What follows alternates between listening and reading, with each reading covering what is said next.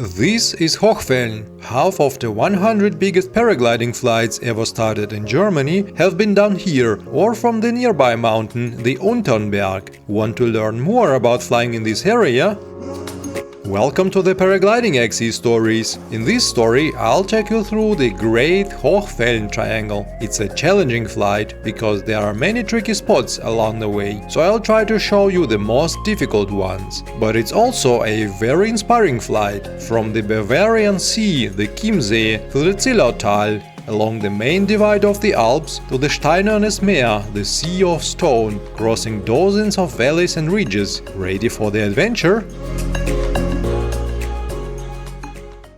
We take off at the very edge of the Alps and fly southwest towards the Salzach Valley, also known as Pinzgau. We take off in Germany, but almost the whole flight is over Austria. We reach the famous Ziller Valley and set our western turn point here. If you want to go big, you can even cross the valley or continue southwest. We fly east to the Zellersee, the finish line of the Red Bull X Alps. It is possible to fly either side of the valley. From the lake, we fly right towards the main ridge of the Alps into the Gastein Valley, mark our eastern turn point and fly back north. Most of the times the wind will be too strong at the Steinernes Meer Massif, so we will probably have to land near Saalfelden. In exceptional cases, it's still possible to return to the takeoff, and that will give you at least 250 kilometers. It's a big adventure. If you have any questions or want to share your experience with other pilots, feel free to join my Telegram group, the link is in the video description. Okay, buckle up, we're taking off.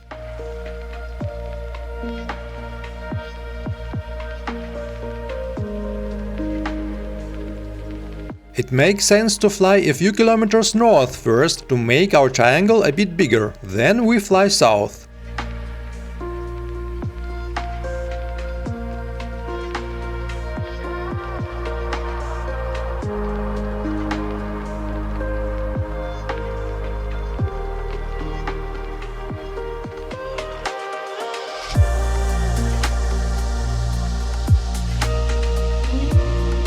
You see, we are patiently climbing up high as we can in this weak lift, because… Yes, that's it, just right after takeoff. You have to arrive after the valley crossing over this ridge, otherwise a landing is almost guaranteed. Look for a lift over the ridge, or if you can't find any, head for the southern slopes here. Luckily I have enough height now to skip this tricky part. We need to get to the south side here. If you can't make it over the ridge, try flying around it. This place works well too.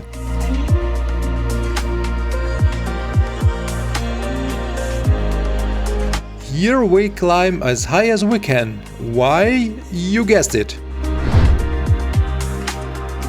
We need to get to the southern slopes. There's often a lot of sink and wind close to the terrain on this side, so you'd have to fly around, which significantly reduces the chances of finding lift. We've done everything right and are arriving very high, so we can jump into a thermal straight away.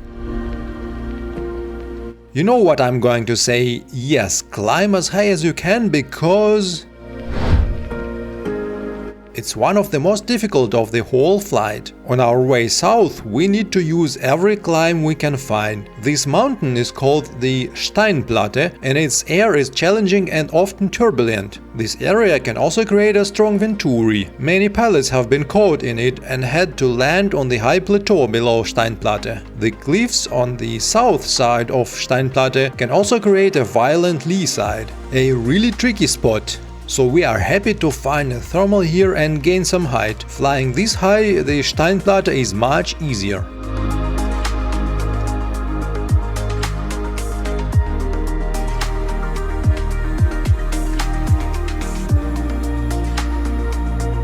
We are now approaching these lower mountains. The summit is a great thermal trigger, so aim for it.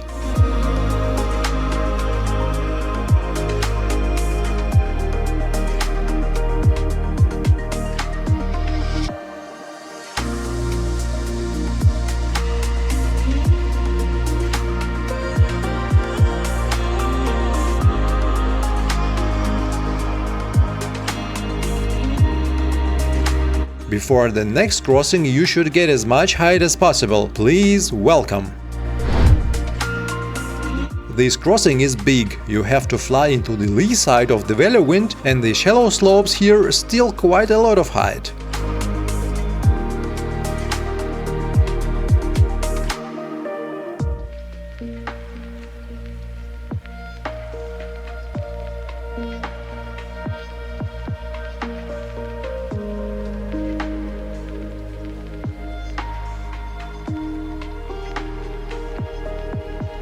Here I wanted to use this ridge to my advantage, but today it turns out to be a bad decision that cost me 20 minutes of time. I tried to find some thermals, but end up flying to the summit I should have been flying to from the beginning.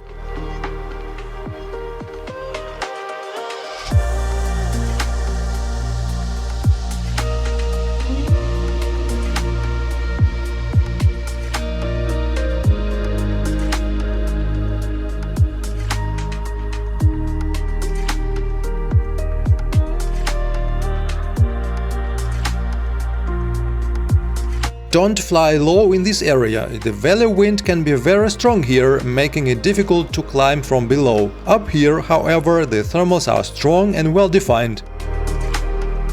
We cross the valley and continue southwest.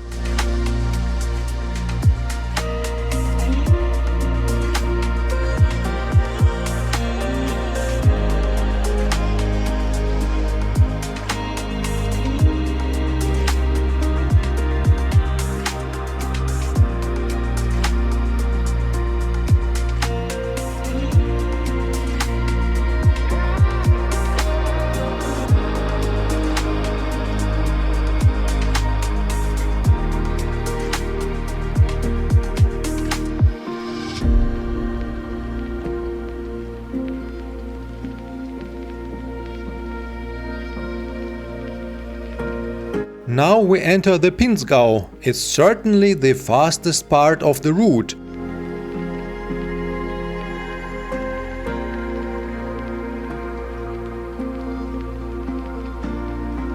Cloud racing in 3, 2, 1.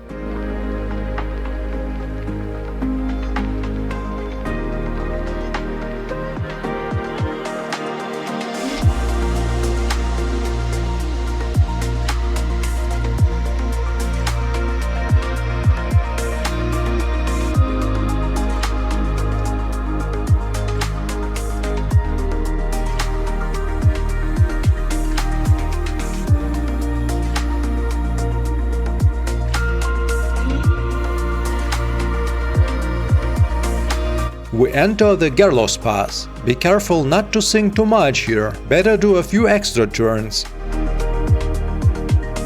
But not too much, like me now, almost caught by a cloud, bad flying.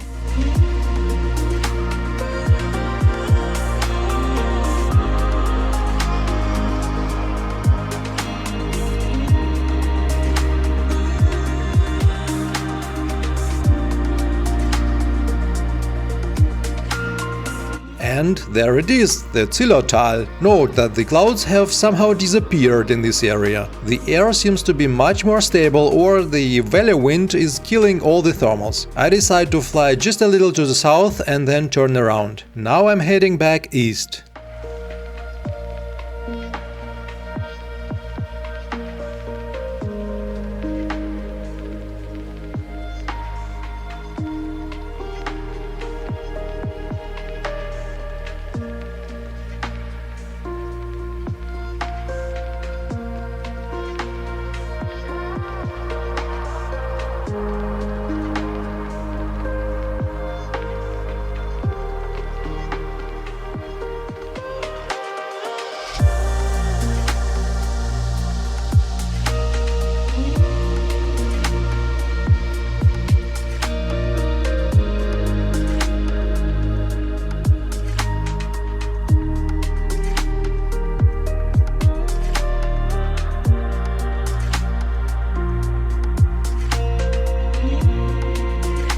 Here at the Gerlos Pass, I decide to cross to the other side. But you have to be careful. All the mountains to the right and up to our next turn point are part of the Hohe Tauern National Park. There are zones in this park where takeoffs and landings are not allowed, and even some zones where flying is completely forbidden, according to Austrian regional laws. But none of these are official airspaces, so how do we know where not to fly? There are known cases where pilots have been fined for flying in the restricted areas, so we should not ignore them completely. I use the official national park website and manually enter the restricted areas into my flight instrument. I'll include the link in the description. The day is full on. Strong thermals are followed by strong sync.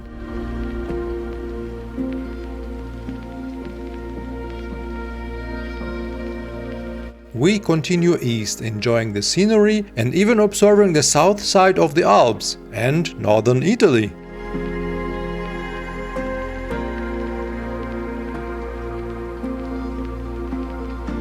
It's also possible to fly the other side of the valley, and both sides are similarly fast. However, there is on that side. This pass is called Pass Thurn, and it offers a great chance of landing if you cross it too low. So either climb out the most or cross to this side here, right up to this mountain. The wind from the pass hits these slopes, especially after 3 p.m, so even if you come in very low, you will manage to get back to cloud base.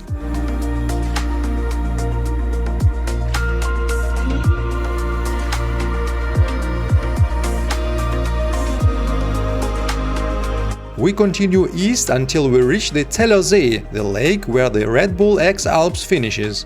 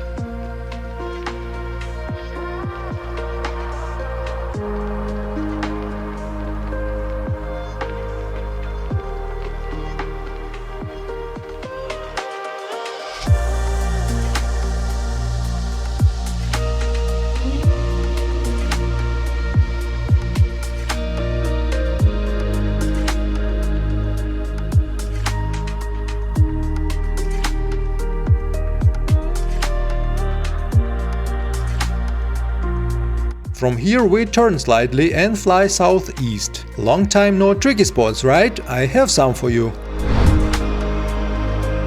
These slopes look so inviting, but please don't. They are a massive lee side of this spine, and a strong wind makes the air here quite violent. Instead, use the spine itself and climb over the summit.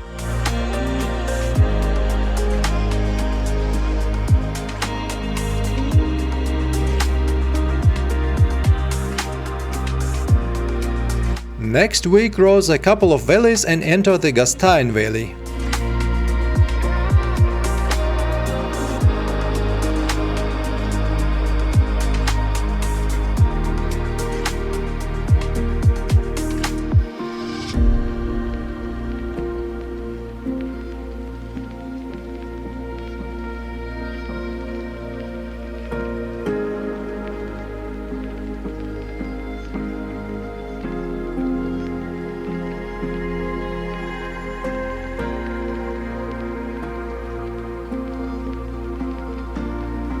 We reach the sunny slopes and fly as far south as we dare, right up to the main divide of the Alps.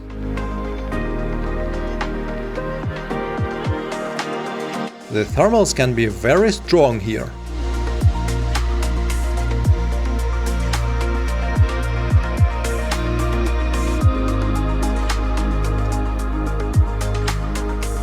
The turn point is set and we fly back north. This leg of the triangle is the most challenging. You are flying against the wind, the sun is slowly going down and you are flying away from the best source of thermals in this time, the main ridge.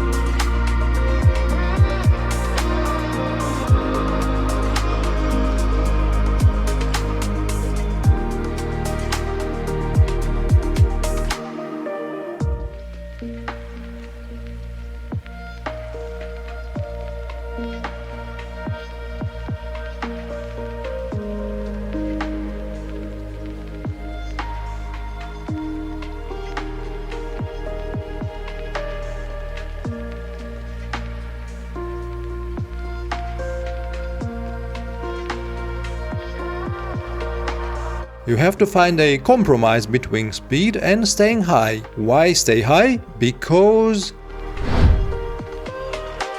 Look at my distance gauge. Notice it reads 200 kilometers, but only free flight. Exactly. We don't have a triangle yet, and we'll get far fewer points for our long flight. We have to cross this wide valley and fly even further, so landing here will be a big disappointment. By the way, this is where my flying buddy took this amazing picture. I love it. The clouds are big, so it's hard to find updrafts.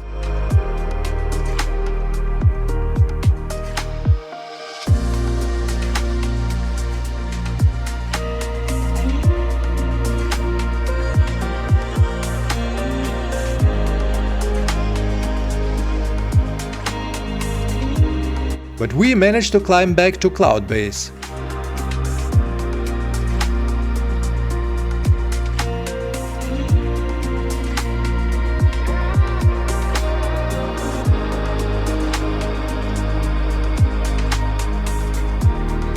We reached the Steinernes Meer Massiv.